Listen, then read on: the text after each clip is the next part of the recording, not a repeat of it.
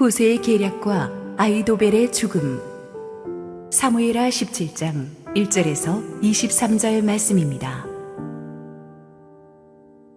아히도벨이 또 압살롬에게 이르되, 이제 내가 사람 12,000명을 택하게 하소서.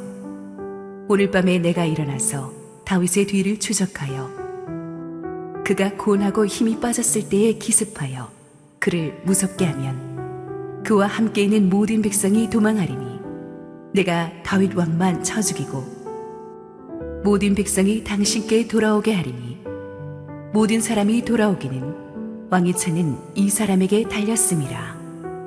그리하면 모든 백성이 평안하리이다 하니 압살롬과 이스라엘 장로들이 다 그 말을 옳게 여기더라. 압살롬이 이르되, 아렉 사람 후세도 부르라. 우리가 이제 그의 말도 듣자 하니라.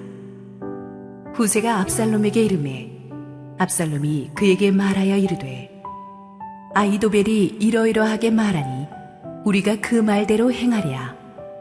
그렇지 아니하거든 너는 말하라 하니 후세가 압살롬에게 이르되, 이번에는 아히도벨이 베푼 계략이 좋지 아니하니이다 하고 또 후세가 말하되, 왕도 아시거니와 왕의 아버지와 그의 추종자들은 용사라. 그들은 들에 있는 곰이 새끼를 빼앗긴 것 같이 격분하였고 왕의 부친은 전쟁에 익숙한 사람인즉 백성과 함께 자지 아니하고 지금 그가 어느 굴에나 어느 곳에 숨어 있으리니 혹 무리 중에 몇이 먼저 엎드러지면 그 소문을 듣는 자가 말하기를 압살롬을 따르는 자 가운데에서 패함을 당하였다 할지라. 비록 그가 사자 같은 마음을 가진 용사의 아들일지라도 낙심하리니 이는 이스라엘 무리가 왕의 아버지는 영웅이요 그의 추종자들도 용사인 줄 알미니이다. 나는 이렇게 계략을 세웠나이다. 온 이스라엘을 단부터 브엘세바까지 바닷가의 많은 모래같이 당신께로 모으고 친히 전장에 나가시고 우리가 그 만날 만한 곳에서 그를 기습하기를 이슬이 땅에 내림같이 우리가 그의 위에 덮여 그와 그 함께 있는 모든 사람을 하나도 남겨두지 아니할 것이요.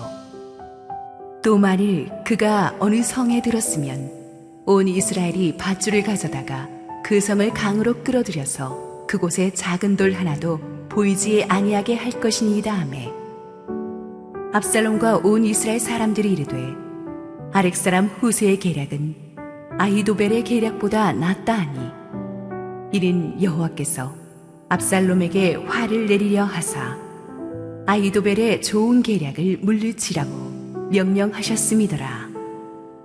이에 후세가 사독과 아비아달 두 제사장에게 이르되, 아히도벨이 압살롬과 이스라엘 장로들에게 이러이러하게 계략을 세웠고 나도 이러이러하게 계략을 세웠으니 이제 너희는 빨리 사람을 보내 다윗에게 전하기를 오늘 밤에 광야 나루토에서 자지 말고 아무쪼록 건너가소서 하라. 혹시 왕과 그를 따르는 모든 백성이 몰사할까 하노라 하니라.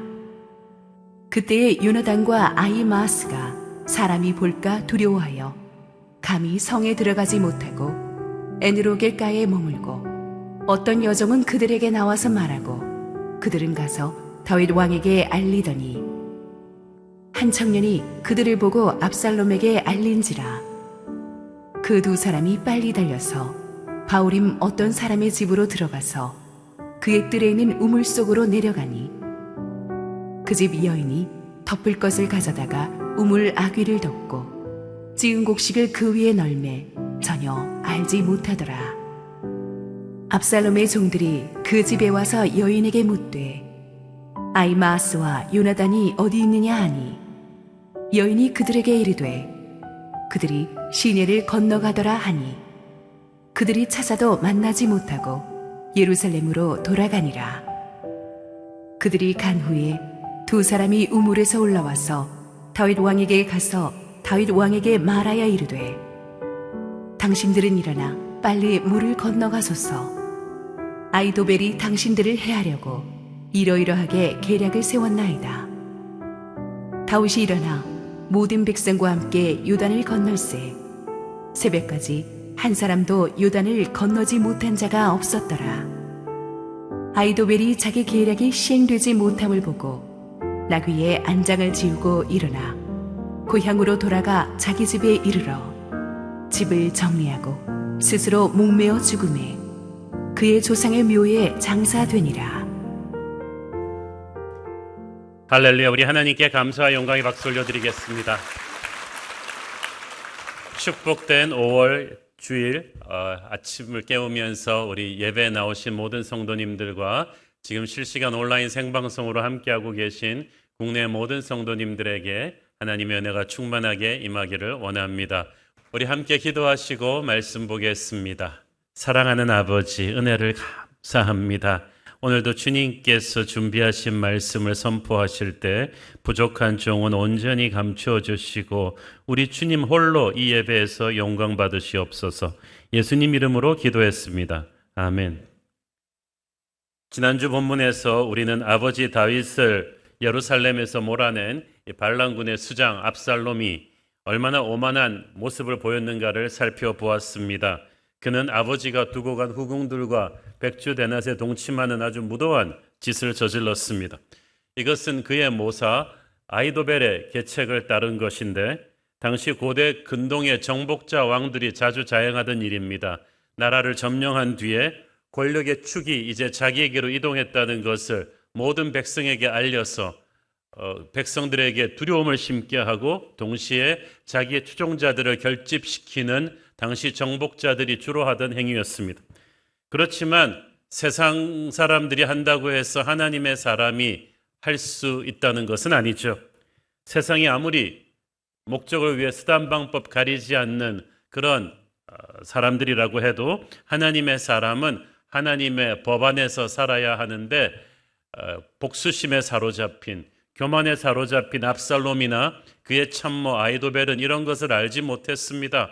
그들은 위에서 지켜보고 계시는 하나님의 눈을 전혀 의식하지 않았던 것입니다.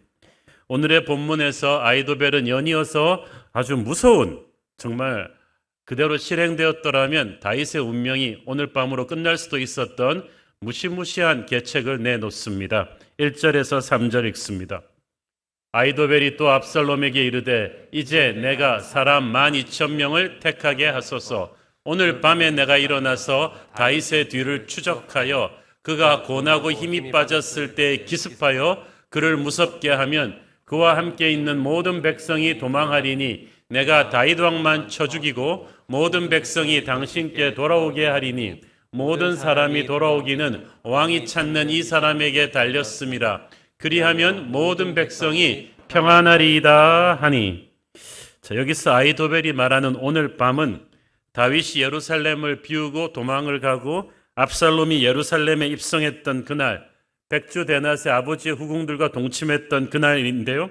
그날 석양이 깔릴 무렵에 압살롬이 궁중에서 최고 참모회의를 열었습니다. 여기서 아히도벨이 아주 무서운 계략을 내는데 다윗이 백성들을 이끌고 도망갔기 때문에 얼마 가지 못했을 것이다. 지금 지칠 대로 지친 다윗을 따라잡아야 한다. 지금 12,000명만 추격군을 보내가지고 따라잡으면 늙은 그리고 병약자들까지도 데리고 가는 다윗의 일행을 쉽게 따라잡을 수 있고 지친 다윗의 일행을 급습하면은 이 전쟁을 끝낼 수 있다고 했어요. 여기서 아히도벨은 다윗만 죽이면 된다고 했어요. 그 당시 많은 백성들이 압살롬을 따르고 있었다고는 하지만 아직은 민심을 수습하지 못한 상태이기 때문에 사륙을 최소화해서 인심을 얻자는 것입니다. 저항의 구심점이 될 수 있는 백성들에게 아직도 신화 같은 존재인 다윗 왕만 죽이면 백성들이 모래알처럼 흩어질 것이고 그 흩어진 민심은 압살롬에게로 모여들 것이라는 것입니다. 그러면 반란이 성공하고 왕권의 정통성을 인정받을 수 있을 것이다 라는 거죠. 이 계략은 목자를 죽임으로써 양들을 흩어버리려는 마귀의 전략과 너무나 닮은 꼴입니다. 다윗은 그 한 사람이 아니라 다윗 왕궁 전체의 구심점입니다. 하나님은 항상 이 리더를 중심으로 일하시기 때문에 우리는 리더 한 사람 한 사람 세우는 걸 중하게 여겨야 돼요. 어떤 힘든 일이 있어도 다윗은 살아남아야만 했습니다. 오늘날도 그렇습니다. 영적 지도자들이 건강하게 그 자리를 지켜야만 교회가 섭니다. 저는 담임 목사님이 무너졌을 때 교회가 산산이 깨지는 것을 여러 번 국내 교회들에서 보았습니다. 우리는 영적 지도자들의 중요성을 알아줘야 돼요. 다윗은 중요한 존재였어요. 그래서 아히도벨이 정말 무서운 모략가라는 거예요. 그는 이 전투만 생각하는 것이 아니라 이것이 가져올 파급 효과, 민심의 향방, 앞으로 전국의 방향까지도 모두 계산해 놓고 있었어요. 일석이조 삼조를 노리는 작전이었죠. 피곤에 지쳐있는 다윗의 군대와 그를 따르는 백성들이 12,000명의 압살롬의 그 추격대 기습을 이 밤에 받으면 그 결과는 상상만 해도 끔찍할 것입니다. 4절에 보면 압살롬과 그 참모들이 아히도벨의 이 기가 막힌 전략에 박수를 보내면서 바로 실행에 옮길 의지를 보였습니다. 그야말로 다윗의 운명은 풍전등화 같은 기가 막힌 위기에 놓였습니다. 그런데 이때 아무도 생각하지 못한 돌발 변수가 생겼습니다. 이 역사의 소용돌이와도 같은 하나님의 개입이죠. 5절 6절 읽습니다. 압살롬이 이르되 아렉 사람 훗세도 부르라. 우리가 이제 그의 말도 듣자 하니라. 훗세가 압살롬에게 이르매 압살롬이 그에게 말하여 이르되 아히도벨이 이러이러하게 말하니 우리가 그 말대로 행하랴. 그렇지 아니하거든 너는 말하라 하니. 자, 아히도벨의 계략은 너무나 뛰어났어요. 이때까지 압살롬은 아히도벨이 계략을 냈을 때 토시 하나 안 바꾸고 즉시 따랐어요. 그래서 지금까지 한 번도 잘못된 적이 없이 쿠데타가 이렇게 승승장구했는데 처음으로 이 중요한 기로에서 압살롬은 아히도벨의 계략이 뛰어나다고 인정은 하지만 바로 실행하기 전에 그래도 최근에 투항한 훗세 한번 데리고 와봐라. 그 사람 의견도 한번 들어보자는 뜬금없는 결정을 합니다. 훗세는 다윗이 우리가 알다시피 일부러 이런 순간을 위해서 압살롬 진영으로 위장 귀순시킨 사람이죠. 다윗도 이런 찬스가 올 거라고는 생각하지도 못했지만 지푸라기라도 잡는 심정으로 한 것인데 하나님께서 그 기회를 주신 거예요. 사실 훗세 자신이 먼저 나서지도 않았는데 압살롬이 먼저 의견을 물어왔다는 것은 실로 하나님이 하신 일이라고밖에 볼 수가 없습니다. 우리는 왜 압살롬이 갑자기 처음으로 신뢰하던 아히도벨의 의견을 잠시 홀드시켜 놓고 또 다른 참모의 의견을 물었는지 알 수가 없습니다. 아직까지 훗세를 100% 믿고 있는 게 아니었기 때문에 처음 이 오리지널 고급 참모 회의에는 훗세는 끼어 있지도 못했어요. 그런데 왜 갑자기 훗세의 의견을 들어볼 생각을 했겠어요? 혹자는 압살롬 진영 내부에서 아히도벨의 세력이 지나치게 커지는 것을 경계한 압살롬의 다른 부하들의 질투와 견제가 있었다고도 봅니다. 아니, 압살롬 자신부터 아히도벨의 힘이 너무 커지는 것을 경계해서 아히도벨의 뜻대로 해서 다 되면은 공로도 다 아히도벨이 가져갈 것을 우려해서 이런 복잡한 파워 게임으로 인해서 훗세가 불려오게 되지 않았는가라는 설도 있습니다. 우리는 정확한 상황을 다 알 수가 없지만 어쨌든 권력을 잡고 나서 그 최고 권력 7세들 사이에서 미묘한 파워 게임이 있었다는 건 알 수가 있어요. 근데 하나님께서 그것도 사용하셨어요. 악한 자들은 영원한 친구가 없거든요. 그래서 서로 견제하고 질투하는데 이것 또한 하나님이 다윗을 살리는 도구로 사용하셨습니다. 여러분, 악인들이 아무리 머리를 굴리고 곤모술수를 부린다고 해도 하나님께서 그들 머리 꼭대기에 계시면서 마치 유도에서 상대의 힘을 이용해서 엎어치기를 해버리듯이 그들의 악한 계획과 계획이 견제와 견제를 하면서 결론적으로는 다윗을 살리는 도구가 되게 하셨습니다. 참모회의에 불러온 훗세는 들어오자마자 압살롬이 아히도벨의 전략을 설명해 주는 걸 들으면서 심장이 멈추는 것 같았습니다. 지쳐있는 다윗 왕 일행이 지금 압살롬의 12,000명 군대 추격을 받게 되면 다윗의 운명은 끝나는 것입니다. 훗세 정도 되는 뛰어난 인물, 아히도벨 정도 뛰어나되는 고수들은 서로 딱 알아봤어. 이것은 너무나 무서운 수라는 것을, 이제 이 무서운 계획을 막을 수 있는 것은 훗세 자신의 새치혀에 달린 것입니다. 이 절대절명의 순간에 훗세는 간절히 기도했습니다. 그리고 알았습니다. 이때를 위해서 다윗이 자기를 이곳에 보냈다는 것을, 이때를 위해서 하나님이 자기를 준비시켰다는 것을, 하나님께서 여러분을 너무나 중요한 시점에 딱 세우는 때가 있어요. 그때 기도하셔야 돼요. 기도하고 눈을 떠보니까 압살롬과 참모들이 딱 긴장된 눈으로 자기를 보고 있어요. 그리고 저쪽에서 아히도벨이 오만한 표정으로 니까짓 게 나보다 더 좋은 계책을 낼 수 있겠느냐라는 표정으로 쏘아보고 있어요. 그런데 훗세는 기죽지 않고 천천히 입을 열어서 아히도벨의 의견을 정면으로 반박하는 의견을 냅니다. 이 훗세의 의견이 또 기가 막힙니다. 8절부터 10절까지 읽습니다.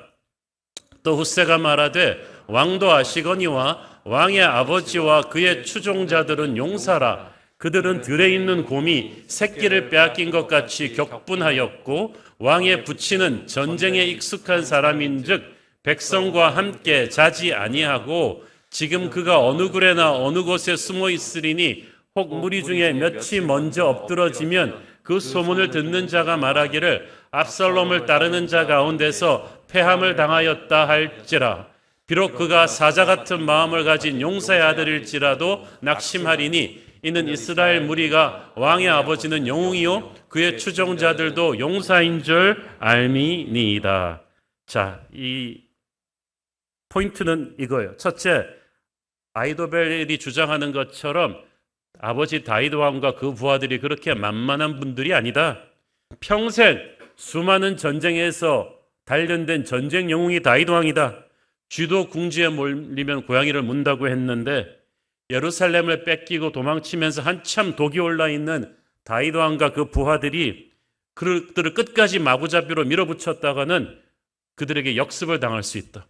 역습을 다해가지고 한 부대라도 패하는 날에는 마치 압살롬의 반란군 전체가 패한 것 같은 소문이 쫙 퍼질 것이고 그러면 애써 성공한 반란이 흔들릴 수 있다는 거예요. 그러면서 훗세는 이 아히도벨의 작전을 대체할 다른 작전을 내놓는데 이것이 교만한 압살롬의 심리를 잘 이용한 놀라운 작전이었어요. 망하는 작전인데 일단 굉장히 설득력 있는 작전을 줬어요. 11절 13절 읽습니다. 나는 이렇게 계략을 세운다이다. 온 이스라엘을 단부터 부엘세바까지 바닷가의 많은 모래같이 당신께로 모으고 친히 전장에 나가시고 우리가 그 만날 만한 곳에서 그를 기습하기를 이슬이 땅에 내림같이 우리가 그의 위에 덮여 그와 그 함께 있는 모든 사람을 하나도 남겨두지 아니할 것이요 또 만일 그가 어느 성에 들었으면 온 이스라엘이 밧줄을 가져다가 그 성을 강으로 끌어들여서 그곳에 작은 돌 하나도 보이지 아니하게 할 것이니이다 하며. 자, 여러분, 교만한 군주를 부추기는 방법은 과장법을 쓰는 거예요. 온 이스라엘을 왕께로 모아서 막 독재자들일수록 막 능라도 경기장 같은데 막 10만 명씩 채우고 막 지도자 동지 이름 부르는 이런 걸 좋아하잖아요. 온 이스라엘을 모아가지고 그러니까 전 이스라엘이 당신을 따르고 있다고 부추기는 거예요. 그래서 전 이스라엘의 연합군을 다 모으라는 거예요. 이것은 다윗 왕에게 시간을 벌어주기 위함입니다. 또 말합니다. 압살롬 왕께서 친히 전장에 나가시면 군사들이 사기가 충전해질 것입니다. 이것도 아주 전쟁 영웅인 다윗 왕과 싸우면서 압살롬이 예루살렘에 남아 있었어야 했어요. 그런데 압살롬을 굳이 전장터로 보내서 전장터에서 죽게 하려는 훗세의 계략인데 이것을 압살롬은 모르고 그래 내가 나가면 모든 사람의 사기가 충전하다고 하면서 너무나 중요한 실책 두 가지를 한 거예요.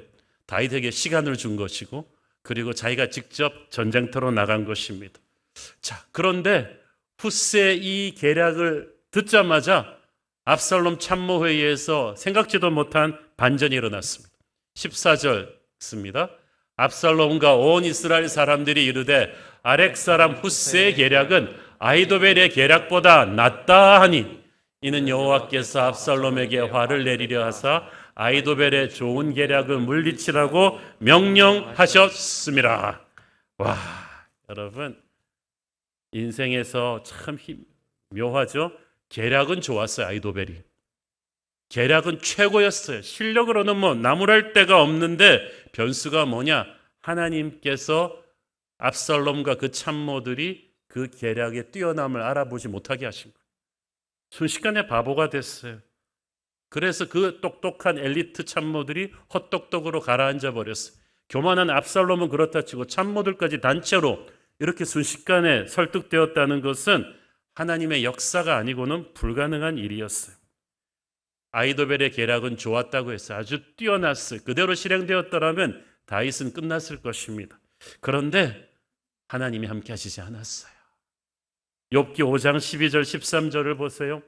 하나님은 교활한 자의 계교를 꺾으사 그들의 손이 성공하지 못하게 하시며 지혜로운 자가 자기의 계략에 빠지게 하시며 간구한 자의 계략을 무너뜨리심으로. 여러분, 아무리 발버둥 쳐도 하나님이 성공하지 못하게 하면 성공 못해요. 좋은 대학만 나오면 성공할 수 있어요? 열심히 노력만 하면 성공할 수 있어요? 돈 있으면 성공할 수 있어요? 천만의 말씀. 아히도벨은 성공할 수가 없어요. 왜냐하면 하나님을 거슬렀기 때문이죠. 이건 우연히 된 사건이 아니라 다윗의 기도에 대한 하나님의 응답입니다.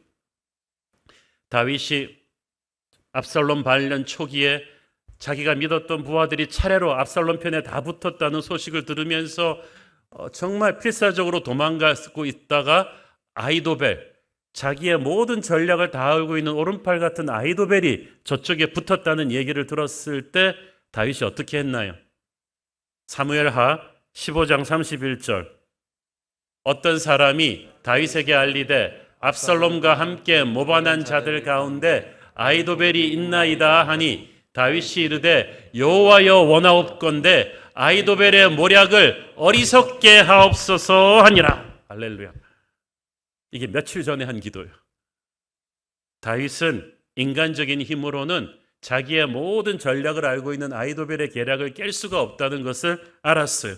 그래서 목숨을 건 인생 기도를 하는데 아히도벨의 전략을 어리석게, 그 말은 이 전략의 뛰어남을 압살롬이 알아보지 못하게 만든 거예요. 오늘의 사건은 이 기도에 대한 하나님의 응답입니다. 하나님께서 이 똑똑한 악인들의 지혜를 망가뜨리시는 게 얼마나 놀랍습니까? 악인들 가운데서 자중질환이 일어나게 하시고 흥분한 적들이 마음이 조급해져서 진짜 중요한 것을 놓치게 하십니다. 정확한 타이밍에 의외의 인물이 나타나서 악인들의 계획을 엎어버리고 하나님의 역사가 일어나는 거예요. 그러므로 여러분, 어떠한 위기 상황 속에서도 낙심하지 말고 끝까지 하나님 손을 붙잡고 가십시오. 하나님께서 때에 맞는 설명할 수 없는 신비한 은혜로 여러분을 지킬 것입니다. 그런데 하나님의 그 지키시는 섭리는 지금부터 시작이었어요. 훗새가 하나님의 도우심으로 그 참모회의에서 아히도벨의 계략을 폐기하기로 결정했잖아요. 일단 큰 위기는 넘겼는데 나오면서 훗새가 생각을 했어요. 압살롬 같이 변덕이 심한 인물이 커피 마시다가 잘못된 것 같은데 그러면서 마음 또 바꿔가지고 아히도벨의 계략대로 하자 그러면은 모든 것이 물거품인 거예요. 또 아히도벨 같이 집요한 인물이 화가 나가지고 압살롬의 허락도 안 받고 자기 휘하 부대를 보내가지고 다윗을 공격하면 또 어떻게 될지 몰라요. 그래서 훗새가 생각하기에 안심할 수가 없다. 그래서 어떻게든 이 밤이 지나기 전에 다윗 왕이 요단강을 넘게 해야 된다. 여러분, 그 당시 지형상 요단강을 일단 넘고 나면은 물을 건너서 공격하기는 어렵습니다. 시간이 굉장히 필요해요. 그래서 요단강을 건너느냐 안 건너느냐가 한국 전쟁 때 한강을 건너느냐 안 가느냐처럼 굉장히 중요한 문제였어요. 그래서 털끝만한 작은 변수도 있으면 다윗은 끝나는 겁니다. 그래서 훗새가 다윗에게 밀사를 보냅니다. 15절 16절 읽죠. 이에 훗새가 사독과 아비아달 두 제사장에게 이르되 아히도벨이 압살롬과 이스라엘 장로들에게 이러이러하게 계략을 세웠고 나도 이러이러하게 계략을 세웠으니 이제 너희는 빨리 사람을 보내 다윗에게 전하기를 오늘 밤에 광야 나루터에서 자지 말고 아무쪼록 건너가서 서하라. 혹시 왕과 그를 따르는 모든 백성이 몰살할까 하노라 하니라. 이 제사장 사독과 아비아달 기억하시죠? 이 두 사람은 다윗의 충신이라서 언약궤를 들고 피난 가는 다윗을 따라가려 그랬죠. 근데 그때도 다윗이 언약궤 들고 예루살렘으로 돌아가라. 너희들이 거기서 나를 위해서 할 일이 있을 것이다 했는데 이들 두 사람이 예루살렘에 남아있는 압살롬 진영에 숨겨놓은 다윗의 히든 카드였죠. 정보 조직이었죠. 그런데 정말 쓸모가 있었어요. 후세는 24시간 감시당하고 있었기 때문에 자기가 직접 갈 수는 없었고 이 두 사람을 통해서 이 지금 압살롬 진영의 참모회의 상황을 전달을 한 거예요. 빨리 다윗 왕에게 밀사를 보내라. 그런데 제사장 사독과 아비아달도 나이도 있는데다가 제사장은 항상 성소를 지켜야 되는데 벗어나면 압살롬이 또 감시하겠죠. 그래서 자기 아들 아히아마스와 요나단을 바로 이런 때를 대비해서 예루살렘 바깥의 에노르게 샘터에 대기시켜 놓고 있었어요. 그래서 비상시에 여종을 보내서 이 메시지를 전하면 그들이 빠른 발로 뛰어서 다윗 왕에게 전령이 되는 것입니다. 그런데 때가 때인지라 압살롬의 정보 조직이 사방에서 불을 켜고 있으니까 이 두 아들은 예루살렘 안으로 들어오지도 못하고 조심했어요. 그렇게 조심했는데도 압살롬의 정보 조직에게 꼬리를 밟혔습니다. 두 아버지가 보낸 여종이 정보를 딱 아히아마스와 요나단에게 전해줘가지고 그들이 다윗에게 길을 나서려고 할 때 딱 압살롬의 정보원에게 발각된 거예요. 근데 정보원은 이들을 본 순간 뒤로 돌아서 열심히 뛰었어요. 보니까 본부에 전하러 가는 것 같아요. 이 두 사람도 확 뛰어서 다윗에게로 가다가 순간 섬찟한 거예요. 머리로 계산을 했어. 저들이 가서 군대 데리고 오는 시간하고 우리가 다윗 왕한테까지 가는 시간이랑 맞춰보니까 10중 8구 가다가 잡히겠거든요. 안 되겠다. 플랜 B. 그래가지고 둘이 그곳을 떠나서 그 가까운 바울임 마을로 가서 어떤 사람의 집 마당에 있는 우물 속으로 내려갔다고 했어요. 여기서 보니까 이게 또 점조직의 또 하나였던 모양이죠. 그 집 여인이 즉시 그 우물 어구에 그들이 들어간 뒤에 덮을 걸 돗대기 같은 걸 딱 펼쳐놓고 그 위에 찌든 곡식을 널어 놓았어요. 여러분 그 유대의 우물들은요 그 우기가 아니면 말라 있는 경우가 대부분인데 우리가 생각하는 이렇게 확 솟아 있는 우물이 아닙니다. 많은 우물들의 어기가 지평과 땅 지평과 똑같아요. 그렇기 때문에 그 위로 이걸 확 덮어버리고 곡식을 깔아놓으면 여기에 우물이 있었는지 없었는지조차도 흔적조차 사라질 수가 있는 거예요. 거기에 그 여인이 아마 그 여인 또한 이 정보 조직의 그 지역 책임자였던 모양이죠. 아주 담대합니다. 그래서 압살롬의 부하들이 들이닥쳤을 때 천연덕스럽게 그 사람들 여기 없습니다. 떠나서 시내 건너간 지 오래되었습니다. 그러니까 이 아두난 압살롬의 부하들이 의심조차 안 하고 바로 나가가지고 자리를 비웠어요. 그 사이에 우물 밑에 숨었던 그 제사장의 아들들이 뛰어나와가지고 빠른 길로 돌아서 다윗에게 이 메시지를 전한 거예요. 여러분 이 밤에 이 긴박한 상황에서 얼마나 많은 위기가 있었는지 아시겠어요? 단 하나의 변수라도 있었으면은 만약 이때 아히아마스와 요나단이 체포가 되었더라면 그들에서 그들이 가지고 있는 정보가 다시 압살롬에게 넘어갔더라면 후세를 비롯한 모든 다윗 쪽 조직은 다 죽었을 것이고 압살롬은 그 밤으로 추격군을 몰아서 다윗을 잡았을 것입니다. 그러면 모든 것이 끝나는 거예요.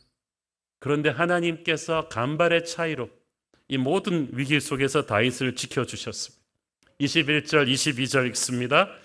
그들이 간 후에 두 사람이 우물에서 올라와서 다윗 왕에게 가서 다윗 왕에게 말하여 이르되 당신들은 일어나 빨리 물을 건너가소서. 아히도벨이 당신들을 해하려고 이러이러하게 계략을 세웠나이다.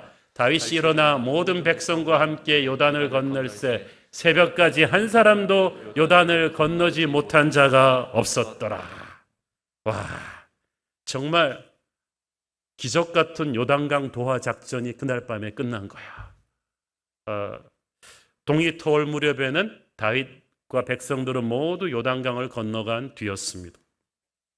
이때부터 우리가 다음 주에 말씀드릴 다윗과 압살롬의 운명을 건 마지막 전쟁의 전초전이 이미 시작된 거죠. 제가 그래서 오늘 이 설교에다 다른 제목을 붙인다면 아무도 잠들지 못한 밤 이렇게 붙였을 거예요. 이 밤에 정말 마귀와 하나님이 장군멍군 하듯이 다윗의 생명을 놓고 얼마나 많은 위기가 오고 갔는지 모릅니다. 처음에 아히도벨의 계략이 나왔을 때는 다윗이 끝나는 것이었는데 훗새가 멍군을 부르면서 그 계획을 다시 엎었고 다시 다윗에게 밀사를 보내고 그 밀사가 잡힐 뻔하다가 다시 살아나는 이 과정이 얼마나 많은 위기입니까? 압살롬이나 다윗이나 한 발자국만 잘못 내디디면 천길 낭떠러지로 떨어질 수 있는 위기가 그날 밤 내내 계속됐는데 하나님께서 기적같이 순간순간 개입하셨습니다. 그리고 아히도벨은 이 상황을 나중에 알고 나서 절망했습니다. 23절 읽습니다. 아히도벨이 자기 계략이 시행되지 못함을 보고 나귀의 안장을 지우고 일어나 고향으로 돌아가 자기 집에 이르러 집을 정리하고 스스로 목매어 죽음에 그의 조상의 묘에 장사되니라. 아히도벨은 제갈공명같이 뛰어난 인물이라고 했죠. 자기의 계략을 참모회의에서 훗새의 손을 들어주면서 압살롬이 폐기할 때부터 아히도벨은 자존심에 큰 상처를 입었습니다. 자기 말대로만 하면 다윗을 죽이고 이 쿠데타를 성공적으로 마무리할 수 있는데 저 어리석은 압살롬과 참모들이 어떻게 훗새의 말을 들을 수가 있느냐? 어떻게 훗새를 믿을 수가 있는가? 자기 눈에 보기에는 다 보이는데 압살롬은 저렇게 바보 같단 말인가? 아히도벨은 울분이 터져서 회의실을 나왔을 거예요. 그리고 계속해서 정보원을 보내서 다윗 쪽의 동향을 살폈겠죠. 바하림 마을 근처에서 아히아마스와 요나단이 깜짝같이 사라졌다는 첩보가 들어왔어. 뭔가 이상하다고 생각하면서 계속 정보원을 내보내서 상황을 체크하는데 날이 밝아올 무렵 다윗왕 일행이 전부 요단강을 건너갔다는 청천벽력 같은 첩보가 들어왔어. 아히도벨은 순간 하늘이 노래져서 땅에 털썩 주저앉아 버렸습니다. 이쪽에 누군가가 스파이가 있었구나. 최고 전략회의 정보가 이미 다윗에게로 갔구나. 이제 끝이구나. 다윗과 함께 수십 년 동안 전장을 누벼온 아히도벨은 다윗이 얼마나 뛰어난 장군인지 알고 있었어요. 이제 요단강을 건너가서 다윗에게 전열을 재정비할 시간을 주었으니까 경험 없는 압살롬의 군대가 다윗을 이길 가능성은 없다는 것을 알았습니다. 상처 입은 호랑이를 넓은 광야로 내보내 주었으니까 이 전쟁은 이제 끝이구나. 저 철부지 어리석은 압살롬을 군주로 모셨던 내가 실수구나. 그래서 이미 아히도벨은 다가올 절망적인 미래를 예감하고 집으로 돌아가서 자기 주변을 다 정리한 뒤에 자결했습니다. 아히도벨의 자결은 예수님을 은 20에 팔고 자결한 가룟 유다의 최후와 흡사하죠. 악한 압살롬을 도우면서 좋은 재능을 하나님을 거역하는 데 쓴 그에 대한 하나님의 심판이기도 했습니다. 하나님께서는 본격적인 전쟁이 일어나기 전에 아히도벨 같은 핵심 참모가 압살롬 곁에서 사라지게 함으로써 더 이상 압살롬이 영향을 받지 못하게 하셨어요. 그래서 압살롬은 아히도벨 없이 다윗과 싸워야 했고 그런 싸움은 해보나 마나였죠. 아히도벨은 정말 뛰어난 인물입니다. 그러나 총신이 구부러진 총으로 쏘았을 때 타겟을 맞출 수가 없듯이 하나님을 거역하는 유능한 인재는 아무 소용이 없다는 것을 아히도벨의 비참한 최후가 우리에게 보여주었습니다. 여러분에게 재능이 있습니까? 하나님을 위해 써야 합니다. 전도서 9장 11절 12절을 보십시오. 내가 다시 해 아래에서 보니 빠른 경주자들이라고 선착하는 것이 아니며 용사들이라고 전쟁에 승리하는 것이 아니며 지혜자들이라고 음식물을 얻는 것도 아니며 명철자들이라고 재물을 얻는 것도 아니며 지식인들이라고 은총을 입는 것이 아니니 이는 시기와 기회는 그들 모두에게 임함이니라. 분명히 사람은 자기의 시기도 알지 못하나니 물고기들이 재난의 그물에 걸리고 새들이 올무에 내린 같이 인생들도 재앙의 날이 그들에게 호련히 임하면 거기에 걸리느니라. 거기에 걸리느니라. 아히도벨 같은 사람도 걸리는 거예요. 역사의 주관자이신 하나님께서는 악한 엘리트의 계획을 무너지게 하시고 다윗을 눈동자같이 지키셨습니다. 역사학자들은요, 제가 역사를 전공했는데 만약 그때 그렇게 하지 않았더라면이라는 가정을 좀 많이 해보기를 좋아합니다. 이런 거예요. 만약 이성계가 위화도에서 회군하지 않았더라면, 만약 한니발이 로마에 패하지 않았더라면, 만약 일본이 2차 대전 때 진주만에 진군하지 않았더라면, 이런 가정들을 해보는 거죠. 사건 하나가 결정이 잘못되면 역사의 물줄기가 바뀌기 때문입니다.